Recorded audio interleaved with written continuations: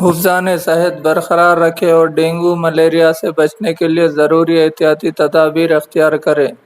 ہر اتوار کو صبح 10 بجے آس پاس کے پانی کو صاف کریں اور آس پاس کا ماحول صاف رکھیں۔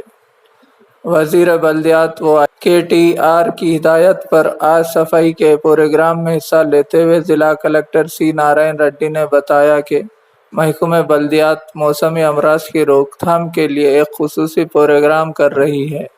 آج ڈسٹرکٹ کلکٹر اہل خانہ کے ہمراہ اپنی رہائش گاہ پر سوئمنگ پول میں پانی کی صفائی کی ہے۔